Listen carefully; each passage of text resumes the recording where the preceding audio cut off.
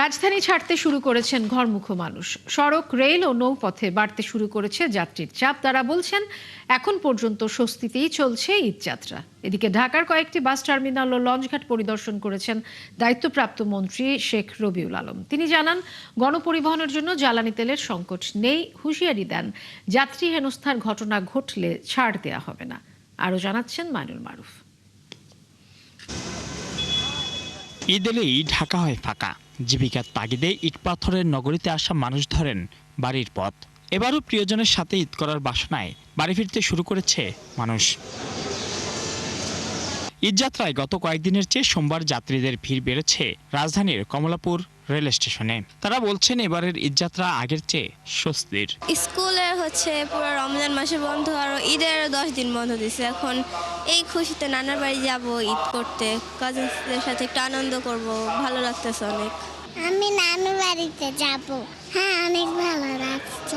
এবার ঈদযাত্রা এখন পর্যন্ত খুব স্বাভাবিকই মনে হচ্ছে। আমি একটু আগেই যাচ্ছি, যেহেতু বাচ্চা নিয়ে যাচ্ছি, যাতে ভিড় কম হয়। তো এখন পর্যন্ত স্টেশনে ঢুকাতে বা কোনো ঝামেলা হয়নি। আমার মনে হলো যে এবার ট্রেন যাত্রাটা স্বাভাবিক হবে। রেলওয়ে জানায় এদিন মোট 44টি এবং একজোড়া বিশেষ ট্রেন বিভিন্ন গন্তব্যে যাত্রী পরিবহন করেছে।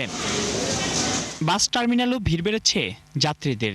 লাইনে দাঁড়িয়ে টিকিট কেটে গন্তব্যে যাচ্ছেন তারা। নেওয়া হচ্ছে সরকার নির্ধারিত ভাড়া। টিকিটের ভাড়া বেশি নাই, আমি মাত্রই আসছি, এখনই এমনি টিকিট পাচ্ছি। না, এখানে তো যেটা নির্ধারিত থাকে ওটাই হয়। সকালে মহাখালী বাস টার্মিনাল পরিদর্শনে আসেন সড়ক পরিবহন ও সেতু মন্ত্রী। এ সময় তিনি বলেন, নির্ধারিত ভাড়ার চেয়ে কোনো বাস বেশি ভাড়া নিচ্ছে না। একটা জায়গাও বেশি ভাড়া তারা নিচ্ছে না।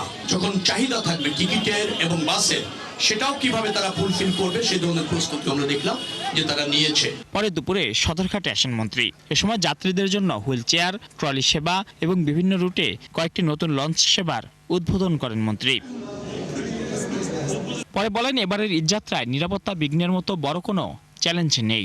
কোনো হয়রানির ঘটনা ঘটলে যদি আমরা জানতে পারি, নিশ্চয়ই যারা এর সাথে যুক্ত হবে তারা শাস্তির যোগ্য অপরাধ হিসেবে গণ্য হবে এবং তারা শাস্তির আওতায় আসবে। গণপরিবহনে যেন তেলের সংকট না হয় সেজন্য ব্যবস্থা নেওয়া হয়েছে বলেও জানান মন্ত্রী। মাইনুল মারুফ, ৭১, ঢাকা।